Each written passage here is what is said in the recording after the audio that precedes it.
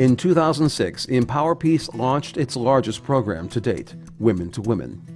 Since then, over 600 young women from over 40 countries around the world have come to Boston to be trained to become leaders. These carefully selected young women, chosen from thousands of applicants, are exposed to women leaders in government, business, media, and numerous other fields. The week encourages, inspires, and motivates these young women to return to their homes and make a positive change in their communities, their schools, and eventually their countries. But the question is, do they make a difference? To answer that, we'll hear from 5 young Women2Women participants. Girls from Algeria, Egypt, Iraq, Libya, and the U.S. And we'll also hear analysis conducted by students and staff at the Fletcher School of Law and Diplomacy at Tufts University, who for the past several years have been conducting social media workshops at Women2Women. Together, their words will provide the answer. Women2Women motivated me and showed me that I can make change in my society. Women2Women was the way for me to be another different person from inside and from outside. When I participated in Women2Women, I was really inspired. I became more confident. And that's obviously in my society. Everyone tells me, oh, you are changing this way. I live in white suburbia. I'm not really exposed to the women I met at Women2Women, but after that, I'm just so willing to dive into the unknown and dive into a diversity because I know that's what it takes to make a difference.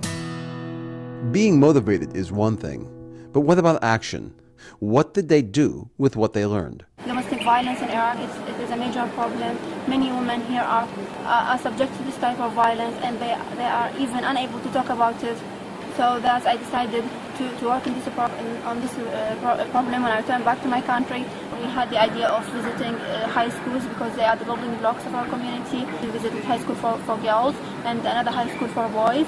We gave them a workshop about violence, how we talk to the girls and boys in the same way.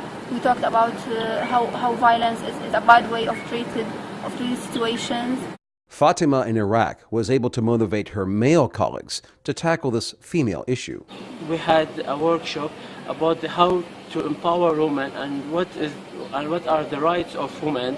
So we also chose a boys' high school to talk about the domestic violence and how not to violate women, because women are our sisters, our mothers, and our daughters and friends. They are everywhere. They are half of the community. And what we did was like a little 3-day workshop where we met a group of girls, and it was advertised and just random girls were coming. We were 25 girls. They had to work in groups. We had people coming over speaking about women in Islam and how women, Islam empowers women, that they don't, the contrary of what people think, that women have to stay at home, and how women should go out and to solve problems. And the motto for it was, I am a Muslim woman, I am a creative woman. And what we wanted to do is we wanted to come up with creative solutions to problems in our Libyan society.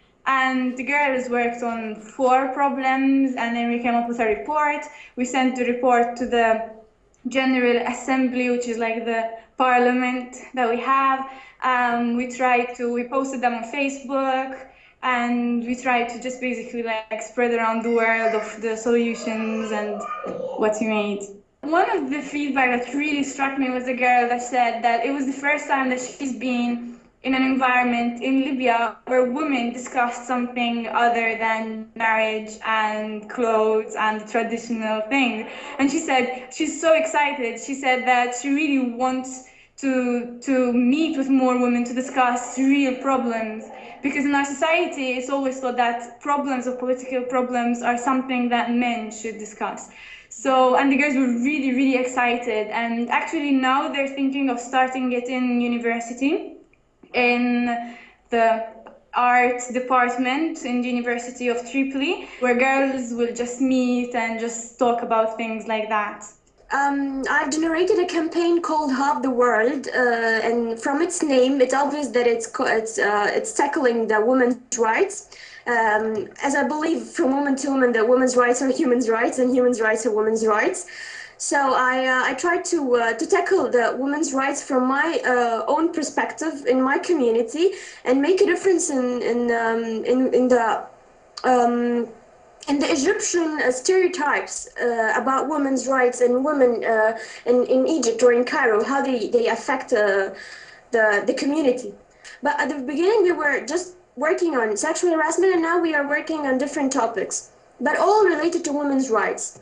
At the beginning, we were just 5, and I was the only one from Women2Women or from Empower Peace. Then we came to be at the end 47, and then I will make interviews for another 21 volunteer that they are going to participate with us. The main idea of the workshop is to make connection, relationships. It's like a kind of or element of healing for them, to make connections, relationships between each other, and to have a partner. So that partner can help you to be a critical thinker maybe, or to make something different in your life. You can see my action plan was about creating an association, which is called SOS Girls in Need.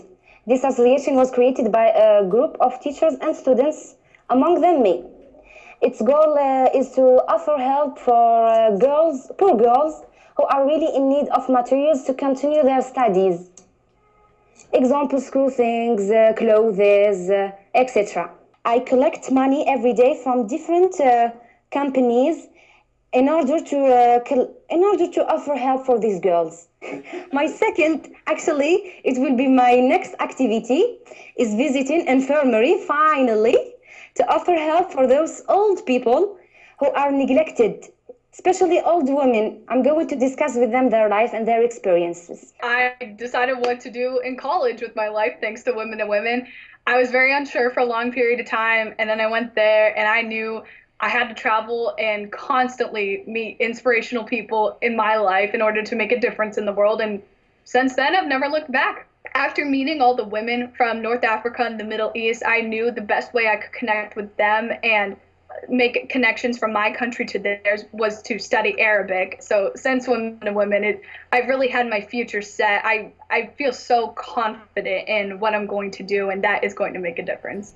And finally, there's the connection aspect of Women2Women. Well, the fact that these connections transcended regional, issue, age, as well as cultural boundaries, and is incredibly significant. I think these outcomes together demonstrate the effectiveness of the Women2Women conference as a very promising incubator for female empowerment and leadership, as well as a future citizen diplomacy model to be emulated. Why does this matter is a very good question. It matters because women really are the future of what's going to go on in that part of the world. And the reason is because they run families, they're becoming much better educated, they are taking all that energy that they've had pent up, and they want to turn it into something useful. The women involved in this conference are no doubt incredibly impressive, but if they're to become political leaders, or thought leaders, or global leaders in their respective issue areas of interest, then they're going to need to develop new intercultural and international perspectives. And this conference is a great way for them to start doing that, for them to start meeting and establishing strong relationships with other women from other countries. I've always been that kind of person who wanted to make change in my society. And I think that what Women2Women gave me was like that little push, that little fuel to just get me going, that assurance that I can make it. And that's how I started, and I don't want to stop.